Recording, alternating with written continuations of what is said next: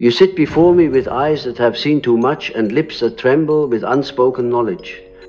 You do not yet fully understand the power you hold because you have spent your life making room for others inside yourself, clearing space in your psyche to accommodate their chaos, their hunger, their grief.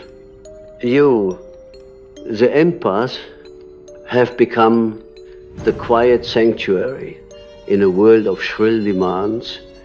And yet, if you wonder why your silence feels like thunder to those who once ignored your cries, let me tell you a secret. Whispered from the depths of the collective unconscious, when the empath walks away, it is not out of cruelty, nor weakness, nor resignation. It is an archetypal movement, a cosmic shift, the culmination of a sacred alchemical process.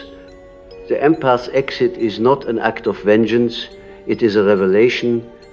For when the one who carried everyone's burden finally lays it down and disappears into stillness, those who fed on that warmth are left to shiver in the absence of light. You see, in every relationship, whether romantic, familial, or social, there exists an unconscious dynamic, a dance of projections and shadows. The empath, by nature, absorbs what others refuse to feel. You do not merely listen, you merge with the pain of the other and call it compassion. But I ask you, what is compassion without boundary? What is love if it consumes the one who gives it? The empath's gift is also their curse. The boundary between self and other is so thin, so translucent, that it becomes porous. The wounds of the world seep in, and for a time, if you believe this is your calling, to be the healer, the soother, the quiet anchor. But what you do not yet realize is that in this dynamic, you are often not seen. You are useful, you are nourishing, but you are not known. And therein lies the tragedy. There is a moment, a sacred and terrifying moment, when the empath wakes up. It rarely comes with anger or rebellion. It is quiet, like the realization that dawn has arrived while the stars are still dim in the sky. You begin to feel the dissonance, the aching distance between your inner self and the life you have built around accommodating others. You begin to hear a voice from deep within. It is not loud, but it is ancient, and it says simply enough, this voice does not speak from the ego.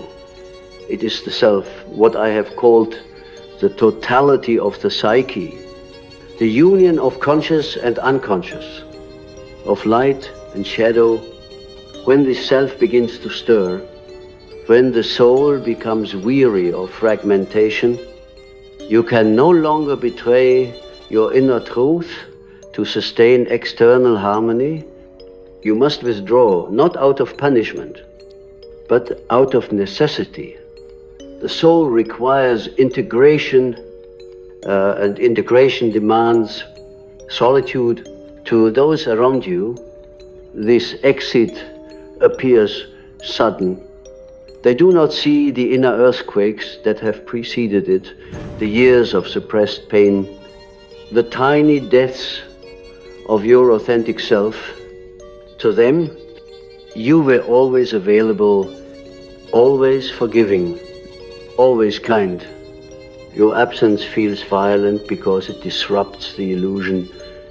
It exposes the imbalance, and the empath, once invisible, becomes a mirror.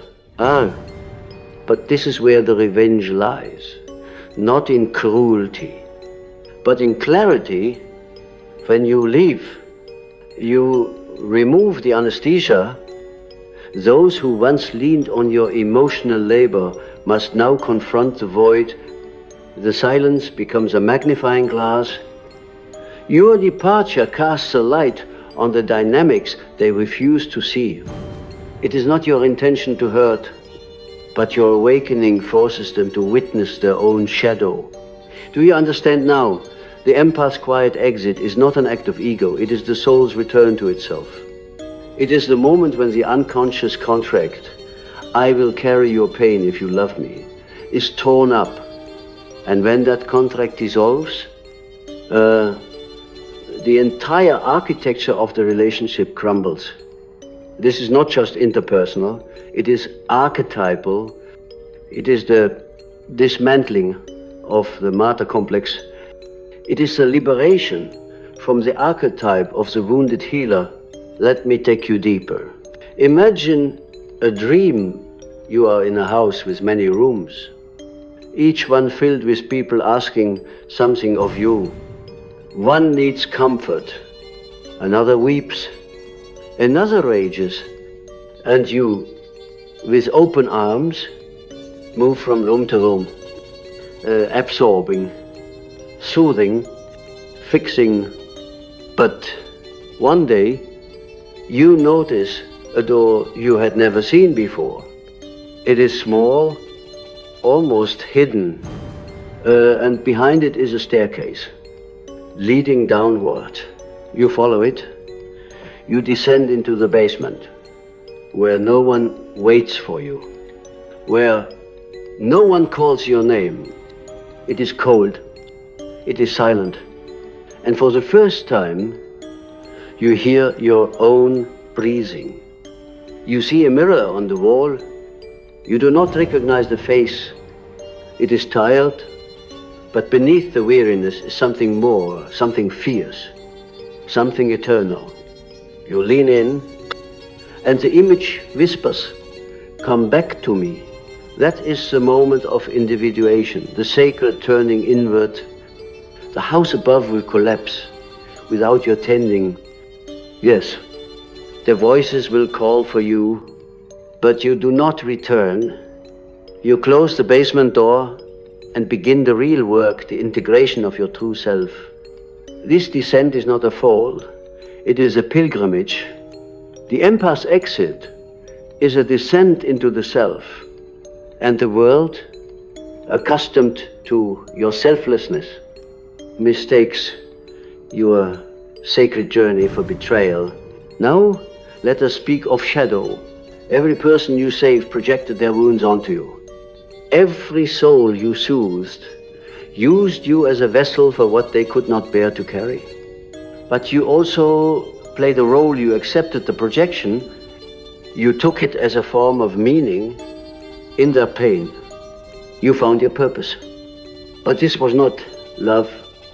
It was a contract born of the wounded child within you, who long ago learned that to be loved, one must be useful.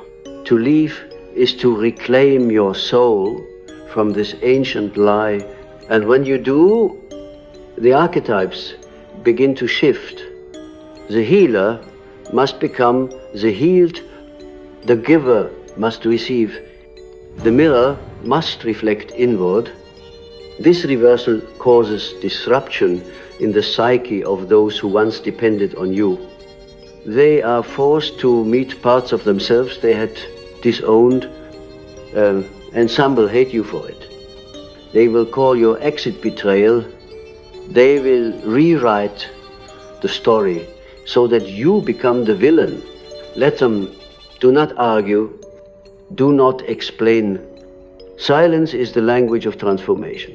When you walk away without a scene, without a scream, without a final plea, you break the spell. You refuse to perform the role. You become something terrifying to those still asleep, someone who no longer needs to be needed. And this, my dear empath, is your liberation. But beware, the loneliness that follows is real. You are not merely leaving others, you are leaving a version of yourself, the one who believed that love must be earned, the one who mistook sacrifice for connection. That self will grieve. Let it Do not rush to fill the emptiness, for in that void, something sacred grows. You begin to dream differently. The symbols change. No longer are you chased or devoured. You begin to fly. You meet animals who speak. You walk through forests, untouched by human sorrow. These dreams are not fantasy. They are messages from the unconscious. They signal that the psyche is healing, that your soul, long silenced, is singing again, and in waking life you will notice strange shifts. The people who once trained you no longer find you. You become invisible to those who fed on your light. You attract silence solely to the synchronicity, and perhaps for the first time you begin to feel peace, not the peace of pleasing others, but the peace of knowing yourself. This then is the brutal revenge of the empath. Not rage, not confrontation, not punishment, but absence. A holy absence that forces others to confront themselves. A withdrawal so complete that it becomes a mirror, and in that mirror they see their hunger, they see the imbalance, they see the truth. But more importantly, you see yourself, and that, dear soul, is the beginning of everything. As you sit with this new silence, this wide, echoing spaciousness, you may feel unmoored, like a child who has wandered too far from the village fire. You have spent your life tending that fire, keeping it burning for others, feeding it with your spirit. But now you are in the dark woods, alone, and the stars are the only witnesses. Do not mistake this solitude for abandonment. It is the sacred wilderness of the soul. You must understand, every time you said yes when your body whispered no, you split from yourself. Every time you offered comfort while your own heart ached, you fractured a little deeper. Every time you absorbed someone else's pain in order to avoid conflict, you carved space out of your being and filled it with what was not yours. These were not small wounds. They were death by 1,000 soul cuts. And yet, no one saw them bleed. Now that you've withdrawn, now that your exit echoes louder than your presence ever did, those same people begin to feel the absence. Not because they loved you fully, but because your function has ceased. Your presence was never neutral. You were the unspoken support beam, the invisible emotional infrastructure.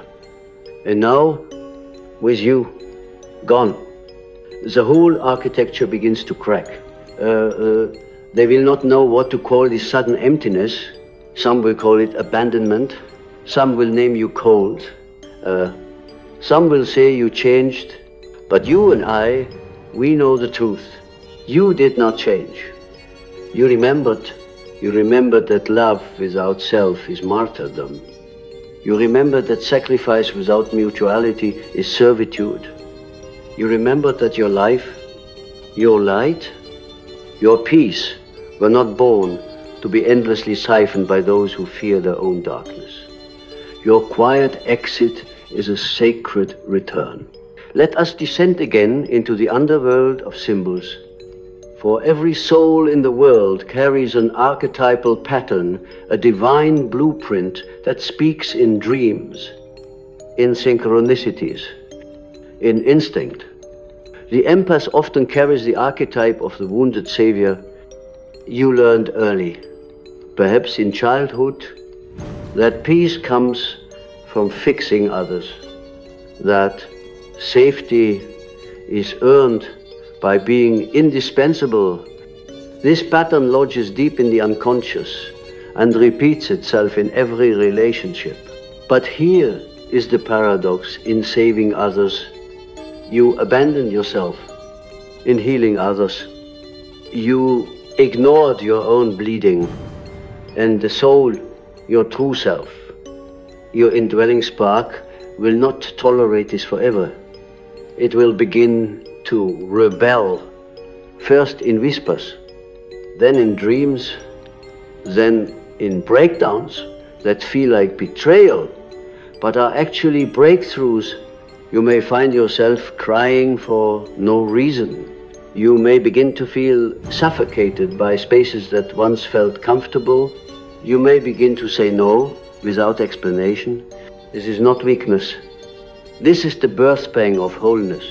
You are being summoned back to yourself. And make no mistake, this return will cost you everything that was built on false identity. The friendships that depended on your silence, the family roles that demanded your compliance, the love that only bloomed when you were hurting. These things will fall away. Let them. Do not try to explain your exit. It was not an intellectual decision. It was a movement of the soul, a tectonic shift beneath the surface of your psyche.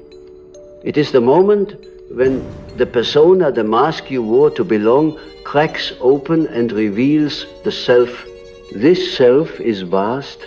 It does not negotiate with dysfunction. It does not barter with fear. It does not pretend. It simply is. And when you begin to live from this center, from this unshakable root, you will find that your energy no longer leaks out into the world without discernment. You will find that your presence becomes selective, so fine, even intimidating, not because you are cruel, but because you have remembered your worth. This remembering is the death of the old identity. And yes, there will be grief. Grief for the version of you who tried so hard. Grief for the years you spent explaining yourself to people who never really heard you. Grief for the loneliness that accompanied your compassion. Let yourself mourn, but do not regress. You are not who you were. You are becoming. Now let me speak of something few. Dare to acknowledge the shadow of the empath. For every light has its twin. And in every empath, there is a shadow that whispers, if I can feel their pain, perhaps I can earn their love. It is a dangerous illusion, one that turns compassion into currency, one that makes you betray yourself to avoid being alone. You must meet this shadow. You must face the part of you that is addicted to being needed, the part that confuses validation with intimacy, the parts that fears deep down that without service you are nothing. This is not an easy confrontation, but it is essential, because if you do not meet your shadow, you will continue to recreate the very dynamics that drain you. You will leave one taker and attract another. You will end one-sided bond only to step into the next. Not because you are doomed, but because the unconscious is seeking completion. It repeats until it is resolved, so you must resolve it. You must draw the boundary not only with others, but within yourself. You must declare, I will no longer offer my soul in exchange for scraps of affection. You must be willing to feel the emptiness without rushing to fill it with someone else's chaos. Only then does true transformation begin.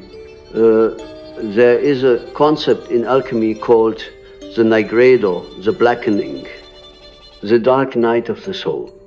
It is the phase where all structure dissolves, where the old identity dies and the new has not yet emerged.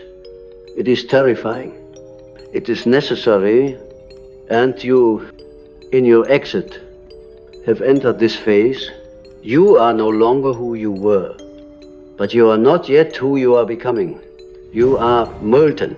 You are becoming sacred fire. And yes, those who benefited from your old form will panic. They will try to lure you back with guilt, with accusation, with sudden affection. They will say, you've changed. You must say, yes, thank God. They will say, you used to be so kind.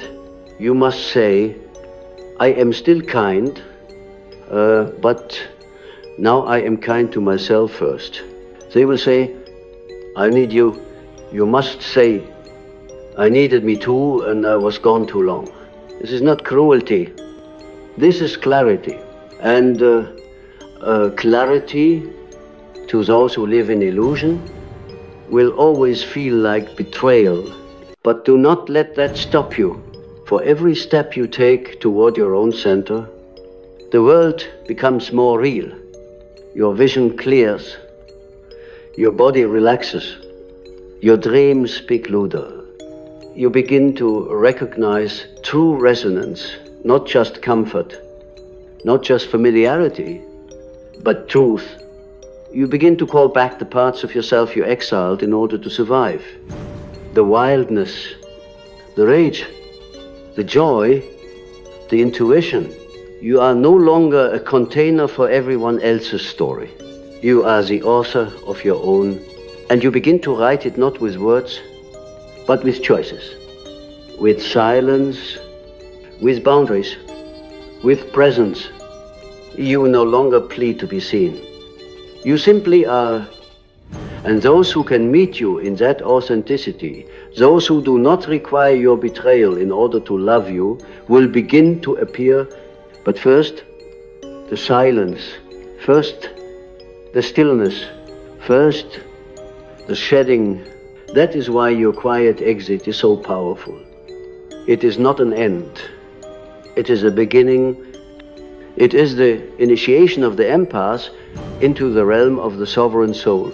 And yes, it will break the illusions others held about you. Yes, it will expose their dependency. Yes, it may feel like violence to those who only knew how to relate through control. But you cannot protect their illusion at the cost of your reality. You cannot be their fantasy. If it means abandoning your truth, you cannot stay small. So others remain comfortable. You are not here to be their mirror. You are here to be whole. And that wholeness, that silent, grounded, radiant wholeness is the most brutal revenge of all. Not because it harms, but because it reveals. And what it reveals, they may not be ready to see. The act of exiting, if we are to truly understand its mystical significance, is not simply the act of walking away. It is the severance of energetic cords that have fed others and drained the self for decades, lifetimes, generations. When the empath withdraws, they are not merely retreating from a room, they are reclaiming every piece of themselves that was scattered like breadcrumbs across the psyche of others. Every apology that was never necessary, every overextension masked as kindness, every inner no twisted into an outer yes. This reclamation sends ripples through the energetic field. The others feel it, even if they don't know what they're feeling. Suddenly, they sense something missing, but it is not just you. It is the supply, the source, the stability you offered. While they unconsciously took, you had been a wellspring, unspoken, unquestioned. And when you stopped pouring, they were left staring into a dry basin, unfamiliar with the effort of drawing water from their own depths. The empath, by nature, has been the invisible alchemist in many lives, transmuting rage into reason, a sorrow into silence, shouts into calm. But this was a silent spellwork, one you performed without acknowledgement, without protection, without balance. It was noble, yes, but it was unsustainable. Even Christ, even the bodhisattvas, even the shamans of old retreated into solitude to commune with the divine. What's right? Then do you deny yourself the same? And so the empath exits not to punish, but to restore sacred equilibrium, to return to the cave of the self, to remember the origin of the light they so generously gave away. But the cave is not comfortable. It is not adorned with praise or recognition. It is not lined with the voices that once clapped for your compassion. No, the cave is silent, and in that silence you begin to hear the voices you buried long ago. The younger you, the wounded you, the sacred child, the forgotten dreamer, the one who stopped asking because asking felt like betrayal. These parts have waited patiently behind the noise. They now stir, and at first they do not welcome you. They are skeptical. They wonder if you have returned only to leave again, to serve again, to sacrifice again. You must earn their trust, not with penance, but with presence. You must sit with them in stillness. Let their rage burn through your bones. Let their grief drown the illusions you once called self-worth. This is the true initiation, to no longer find identity in being useful, to no longer find safety in invisibility, to no longer mistake enmeshment for intimacy. You begin to reorient around your own center. You begin to ask, not what do they need from me, but what do I need from me? And that question unearths 100 more ancient, uncomfortable, liberating. What do I love when no one is watching? What soothes me when no one is clapping? Who am I when I am not performing the role of the empath? The answers do not come quickly. They emerge slowly, like forgotten gods rising from the unconscious ocean, and with them comes grief, not just for the people you've left, but for the self you left behind.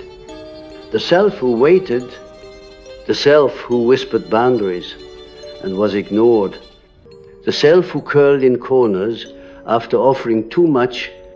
That self deserves mourning. That self deserves ritual. So light a candle, bury a letter, burn the expectations. Let the past know you are no longer available for self-abandonment. In this transformation, your energy changes, your very frequency shifts. You become unrecognizable to those who once read you like a manual. They cannot locate the guilt in your eyes anymore. They cannot trigger the savior in your soul. And they begin to panic, not out of malice, but out of dependence. They had never learned to walk without leaning on you. And now they must let them. You are not their crutch. You are not their counselor. You are not their God. You are your own. The ego, of course, will tempt you. It will whisper, see how they suffer without you. Go back, save them. But this is not love. This is control in the clothing of care, and you must resist the seduction of being needed, not because it is wrong to help, but because you must first learn to help without losing yourself. That is the difference between love and servitude. Love says, I am with you, and I am still myself. Servitude says, I disappear, so you can be okay. And your soul has chosen the path of love. This is the slow unveiling of power. True power, not domination. Not manipulation, but sovereignty. The power to be whole in the presence of others. The power to feel their feelings without absorbing them. The power to say yes when it is true, and no when it is kind. That is the empath's final form. Not the healer addicted to healing, but the mystic who walks in wholeness. But before you rise, you must go through the fire. Not the fire of others' expectations, but your own. You must watch as the false self, the agreeable one, the overly accommodating one, the peacekeeper burns. You must not flinch. You must stand in the flames and whisper, I bless the ashes. And in those ashes, you will find gold. Jungian alchemy is not metaphor alone. It is psychic reality. The calcination, the dissolution, the coagulation of soul, and your journey from empathic matter to embodied self is the very blueprint of that alchemy. You are dissolving the false metal of people-pleasing into the pure gold of soul. This gold is not loud. It does not beg to be seen. It simply shines, and it repels what once drained you. Takers sense the shift. They do not understand it, but they feel it. They no longer reach for you with the same ease. Your boundaries, once invisible, are now energetic walls. Your silence, once mistaken for passivity, now speaks of power. And some will lash out, accusing you of hardness, but you are not hard. You are clear. Clarity is not cruelty. It is just rare. And because it is rare, it feels brutal to those who confuse access with entitlement. This, again, is why your quiet exit wounds so deeply. Not because you wounded anyone, but because your wholeness exposes their fractures. Your refusal to play the role forces them to meet themselves. And that meeting, for some, will be unbearable. You cannot prevent it. You must not. For just as you had to face your shadows to become free, so must they. You cannot carry them across the threshold. You can only walk it first, torch in hand, and trust that your light will inspire, not rescue them. And perhaps one day they will do the same for someone else. But that is not your responsibility. Your responsibility is you, and in choosing yourself, you offer the world the highest gift, not your compliance, not your sacrifice, but your example. When you begin to live from your own center, not as a reaction to others, but as a declaration of being, you step into the sacred unknown.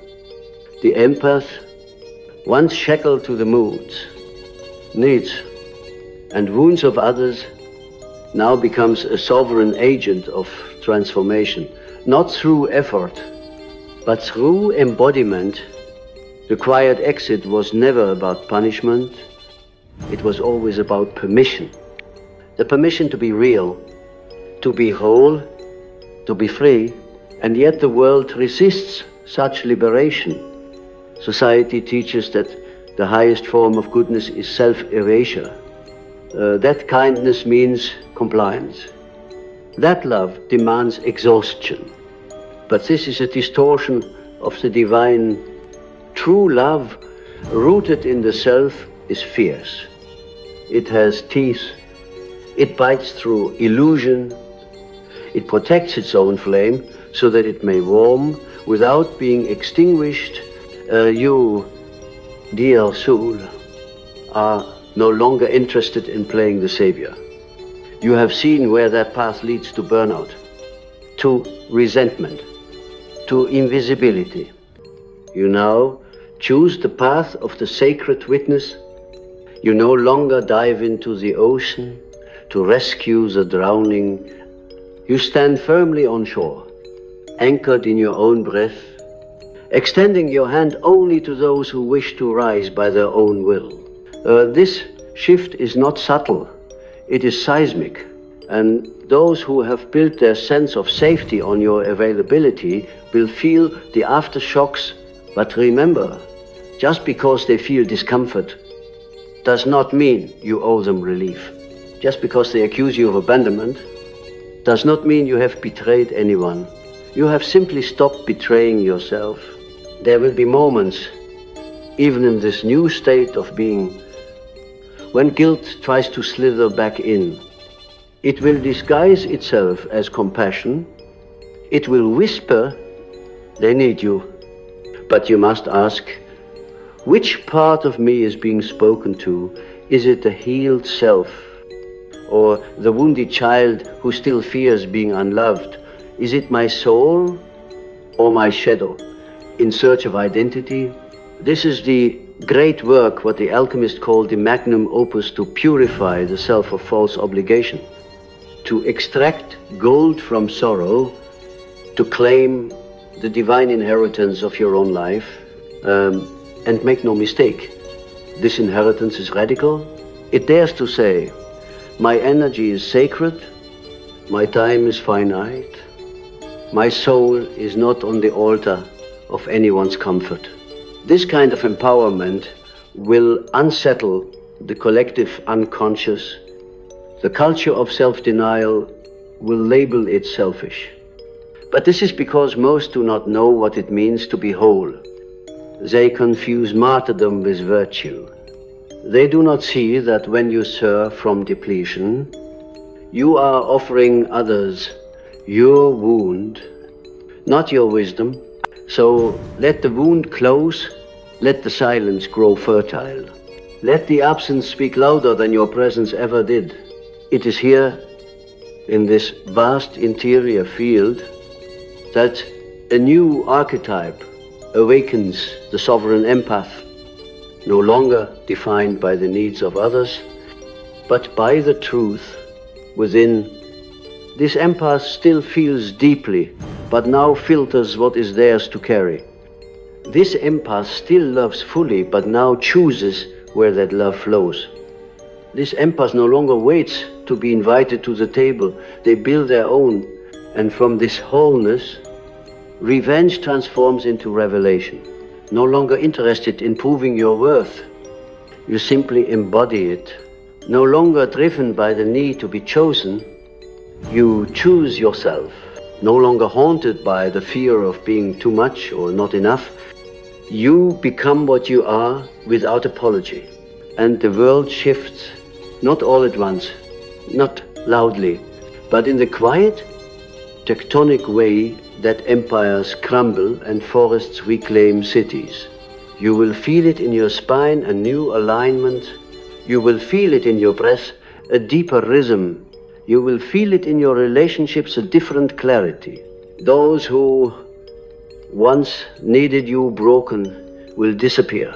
Those who only loved you silent will drift, but in their place, something else will arrive. People who see you, who honor you, who do not need you to shrink, to feel secure, who do not need you to ache in order to be close. These people will feel unfamiliar at first. You may even resist them. For so long, love was synonymous with effort, with work, with struggle. Now it feels like ease, and the nervous system, unaccustomed to safety, will want to run. But stay, breathe. Let the body learn the language of peace. This is your reward, not revenge, but resonance, not dominance.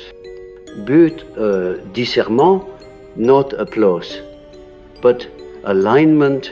And yes, there will be days when you miss the chaos, not because it was healthy, but because it was familiar.